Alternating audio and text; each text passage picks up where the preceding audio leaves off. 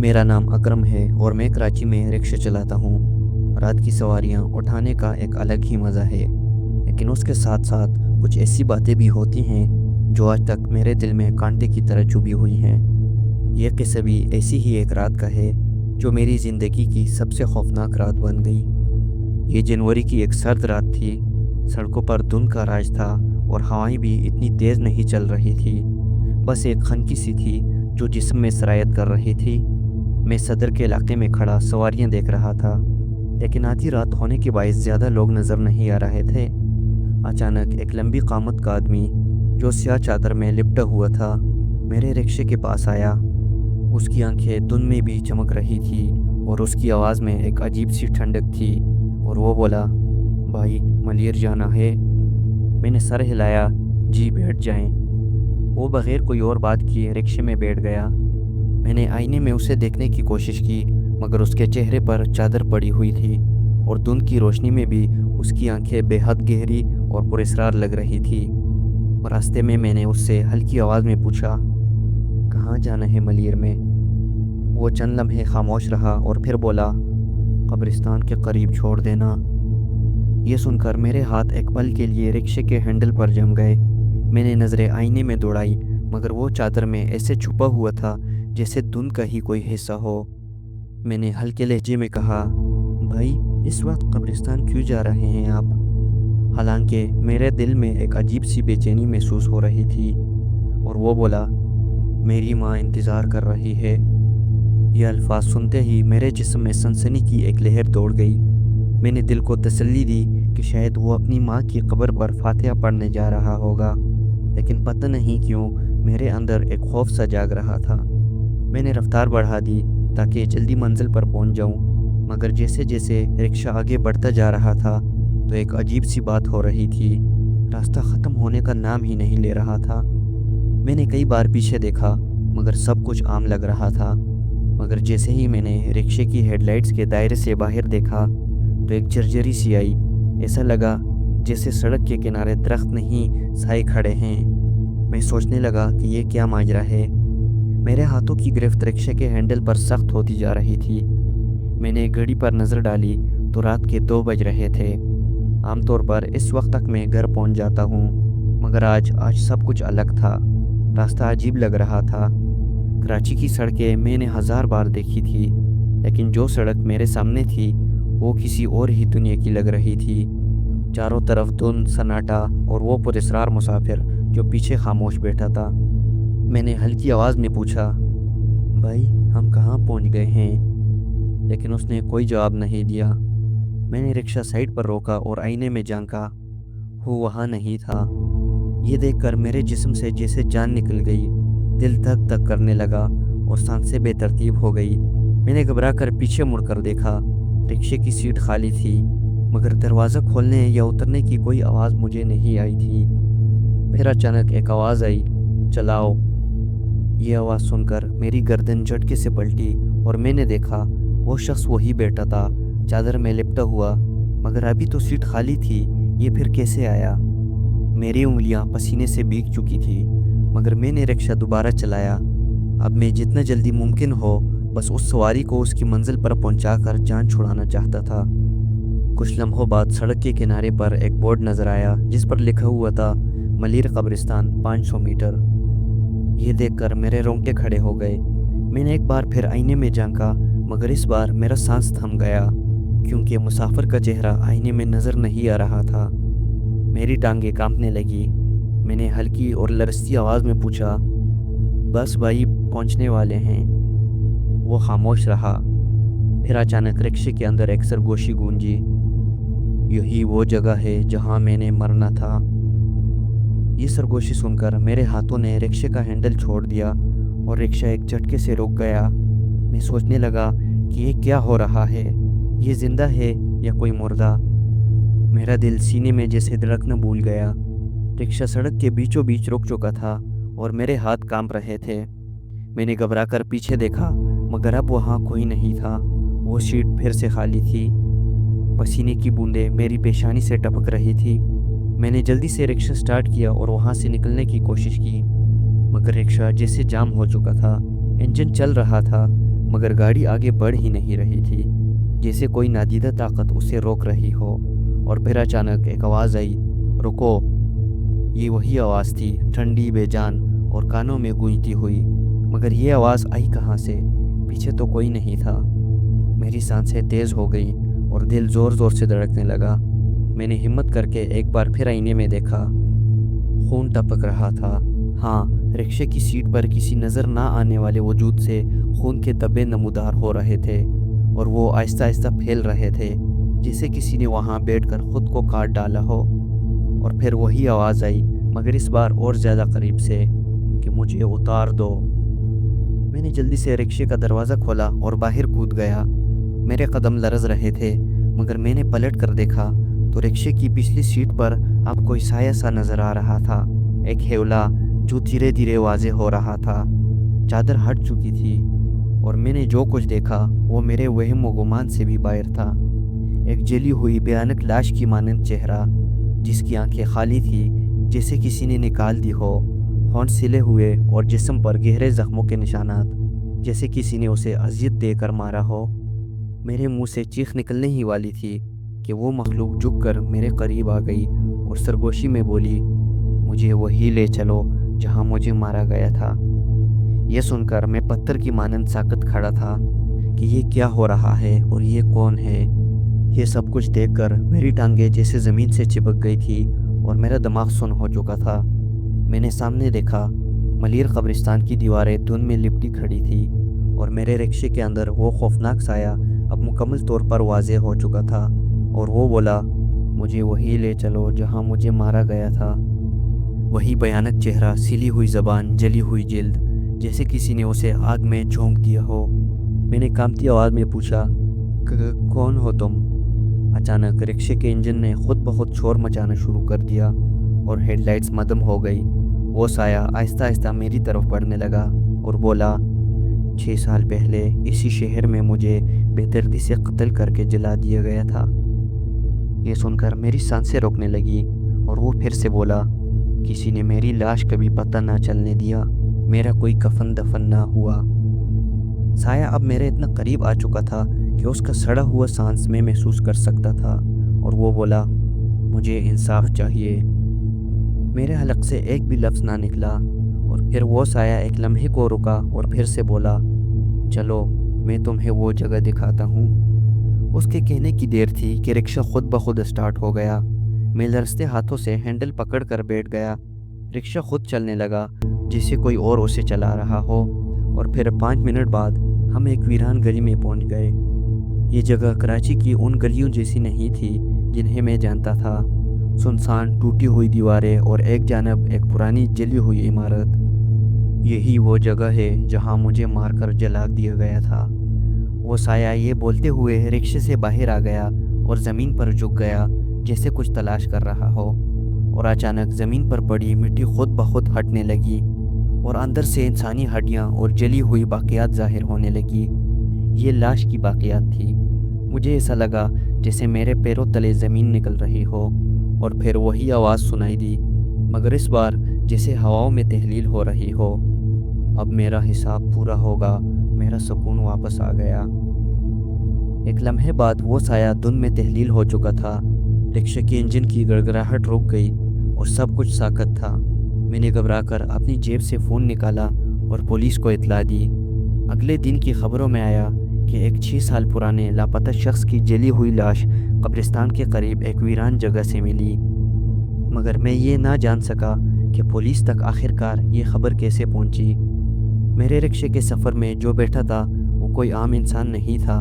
वो एक भटकी हुई रूह थी जो इंसाफ की तलाश में थी। वो रात मेरी ज़िंदगी की आखिरी खौफनाक रात थी, क्योंकि उसके बाद मैंने कभी भी रात को रिक्शा नहीं चलाया। Story number 2। ये कहानी मेरे दोस्त कैप्टन विक्रम सिंह की है, जो भारतीय फ़ौज में था। एक ऐसा सिपाही जिसका हौसला पहाड़ों जितना बुलंद था, मगर जिस रात वो आखिरी मिशन पर गया वो रात आज भी हमें सोने नहीं देती। ये कहानी मैं ख़ुद सुनाने नहीं बैठा, बल्कि ये कहानी मुझे हर रात खुद आकर सुनाती है। ये सन 2017 की बात है। सर्दियों की वो रात इतनी खामोश थी कि सांस लेने की आवाज़ भी किसी गोली की तरह महसूस हो रही थी। विक्रम और उसकी टीम को खुफिया इत्तला मिली थी कि कश्मीर के एक दूर दराज गाँव में दुश्मन की खुफिया नकलो हरकत देखी गई है। मिशन था उनके ठिकाने का पता लगाना और ज़रूरत पड़ने पर उन्हें ख़त्म करना। विक्रम सिंह अपनी टीम के साथ रात के 2 बजे निकल पड़ा। घने जंगल के रास्ते से वो उस जगह पहुंचे जहां दुश्मन की मौजूदगी की खबर मिली थी, मगर वहां पहुंचकर एक अजीब सी खामोशी थी, जैसे वहां कुछ था भी और नहीं भी। विक्रम ने हाथ के इशारे से अपनी टीम को रोकने का कहा। वो खुद आगे बढ़ा, बंदूक हाथ में मजबूती से पकड़े, हर तरफ नज़र दौड़ाई, और फिर अचानक किसी ने उसके कान के करीब सरगोशी की, यहाँ से वापस चले जाओ। विक्रम ने झटके से पीछे देखा, मगर वहाँ कोई नहीं था। बाकी फौजी भी चौकन्ना हो गए। सबने बंदूकें संभाल ली, मगर सामने कुछ नहीं था, बस एक पुराना बोसीदा सा मकान जो जंगल के बीचों बीच खड़ा था। विक्रम ने अपने साथियों को इशारा किया कि वो पीछे रहे और ख़ुद आहिस्ता आहिस्ता उस मकान के दरवाजे की तरफ बढ़ा। दरवाज़ा हल्की सी चरचराहट के साथ खुल गया और जो कुछ अंदर था वो देखकर विक्रम की सांसें थम गई। विक्रम ने जैसे ही दरवाज़ा खोला तो एक तेज़ बोसीदा बदबू उसके नथनों से टकराई। ऐसा लग रहा था जैसे यहाँ कई दिनों बल्कि शायद कई सालों से कोई मुर्दा जिस्म सड़ रहा हो। लेकिन अंदर दाखिल होते ही उसने जो कुछ देखा वो इसके वहम व गुमान से भी बाहर था। कमरा खाली था, ना कोई दुश्मन, ना कोई हथियार, ना कोई सामान, बस एक पुरानी शिकस्त सी कुर्सी जिस पर खून के धब्बे थे। विक्रम ने इर्द गिर्द नज़र दौड़ाई और अचानक उसके साथी सिपाही रागून की आवाज़ आई। वो बोला, सर यहाँ कोई नहीं है, वापस चलते हैं। मगर विक्रम के कदम जैसे ज़मीन ने जकड़ लिए थे। उसका दिल कह रहा था कि कुछ न कुछ यहाँ ज़रूर है। तभी उसकी नज़र सामने दीवार पर पड़ी। दीवार पर उंगलियों से नोचा हुआ एक जुमला लिखा था, यहाँ मत रुको, जो नज़र नहीं आता वो सब कुछ देख रहा है। ये देखकर विक्रम के जिस्म में जर्जरी दौड़ गई। उसने रेडियो पर बाकी टीम को अलर्ट होने का कहा और मकान के अंदर मज़ीद कदम बढ़ाया। फिर अचानक दरवाज़ा एक ज़ोरदार धमाके से बंद हो गया। बाहर खड़े सिपाही घबरा गए, लेकिन अंदर विक्रम वो अकेला रह गया था। अंधेरा इतना शदीद था कि हाथ को हाथ सजाई ना दे रहा था। विक्रम ने अपनी टॉर्च ऑन की और सामने देखा, वही कुर्सी, वही खून के धब्बे, मगर अब उस पर कोई बैठा हुआ था। कोई इंसान नहीं, बल्कि एक साए जैसा वजूद जो झुककर आहिस्ता आहिस्ता विक्रम की तरफ देख रहा था। फिर वो साया हिलने लगा जैसे कुछ बोलने वाला हो और बोला, यहाँ क्यों आए हो? विक्रम ने बंदूक सीधी की, मगर उसके हाथ कांप रहे थे। वो सोच रहा था कि ये कोई दुश्मन की चाल है या कुछ और। विक्रम की उंगली ट्रिगर पर जम गई, मगर उसका दिमाग जैसे काम करना बंद कर चुका था। सामने वो साया जो बैठा नहीं बल्कि आहिस्ता आहिस्ता कुर्सी से उठ रहा था और बोल रहा था, यहाँ क्यों आए हो? विक्रम ने गहरी सांस ली और सख्त लहजे में कहा, तुम कौन हो? लेकिन इस बार साया बिल्कुल सीधा खड़ा हो गया। उसकी शक्ल आहिस्ता आहिस्ता वाज़ेह होने लगी और जो कुछ विक्रम ने देखा वो किसी भयानक ख्वाब से कम ना था। वो एक फ़ौजी था, भारतीय फ़ौज का ही एक सिपाही, मगर उसकी वर्दी जगह जगह से जली हुई, जिल्द झुलसी हुई और आंखें खाली और सफ़ेद। ये देखकर विक्रम की सांसें अटक गई और वो साया बोला, मेरा नाम कैप्टन अर्जुन था, मुझे इसी जगह मारा गया था। ये सुनकर विक्रम का पूरा जिस्म जैसे बेजान हो गया। वो सोचने लगा, कैप्टन अर्जुन, ये नाम उसे कुछ जाना पहचाना लगा। उसने कोशिश की कि खुद को पुरसुकून रखे और बोला, यह कैसे मुमकिन है? कैप्टन अर्जुन तो कई साल पहले लापता हो गया था। साया मुस्कुराया, मगर यह मुस्कुराहट आम इंसानों जैसे ना थी और बोला, मुझे लापता नहीं किया गया था, मुझे धोखा देकर मार दिया गया था मेरे अपने ही साथियों ने। यह सुनकर विक्रम का दिल जैसे पसलियों में धड़कने लगा। मैं और मेरी टीम इस मिशन पर आए थे, मगर हमें दुश्मन ने नहीं मारा, हमें अपने ही आदमियों ने पीठ पीछे से गोली मारी। यह सुनकर विक्रम की रीढ़ की हड्डी में ठंडक दौड़ गई। और जानते हो क्यों?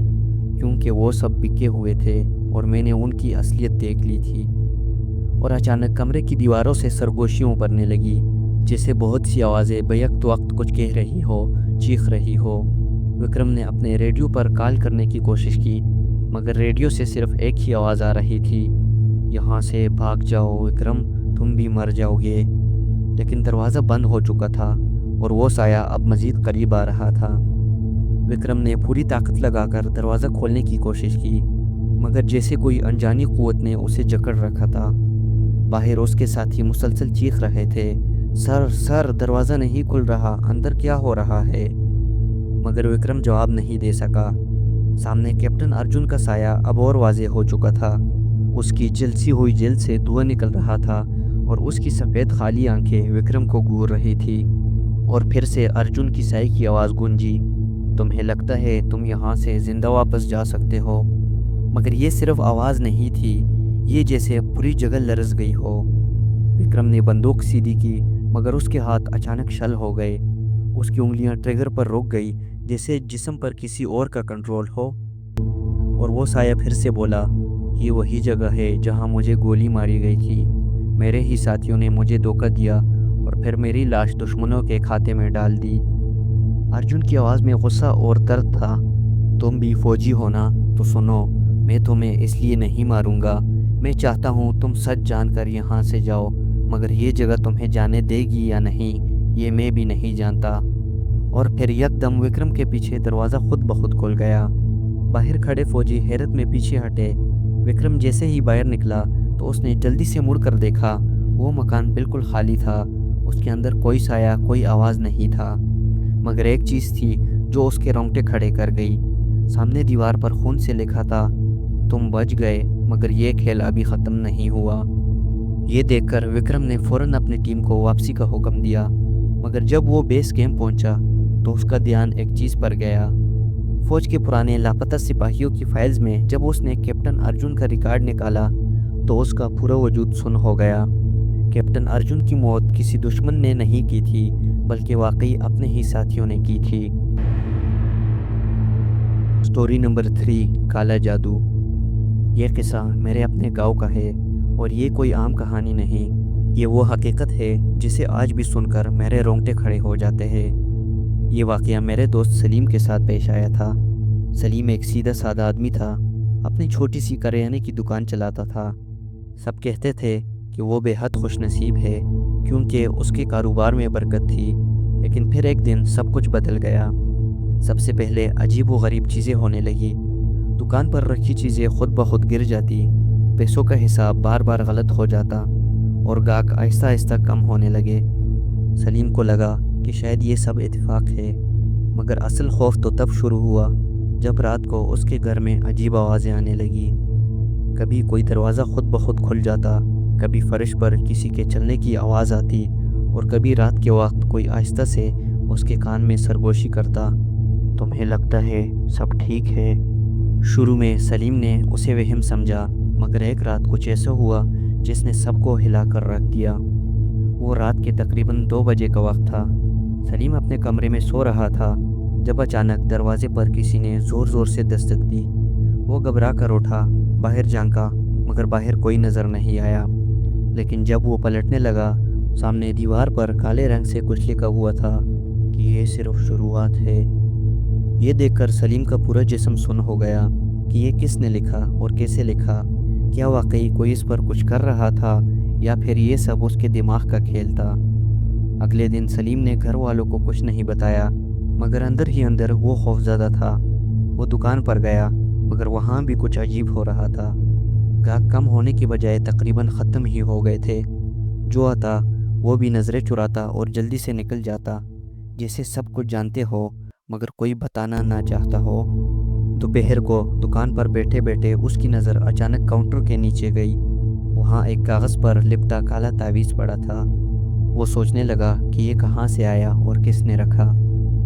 दिल ज़ोर ज़ोर से धड़कने लगा। सलीम ने झुझकते हुए तावीज़ उठाया और यूं ही हाथ में लिया तो एक अजीब सी सर्दी उसके पूरे जिस्म में दौड़ गई, जैसे किसी ने उसकी रूह को छू लिया हो। उसी वक्त मोहल्ले का एक बुज़ुर्ग हाजी अकरम, जो हमेशा से उसके साथ शफ़क़त से पेश आता, दुकान में दाखिल हुआ। उसने सलीम के हाथ में तावीज़ देखा तो उसका चेहरा फ़क हो गया।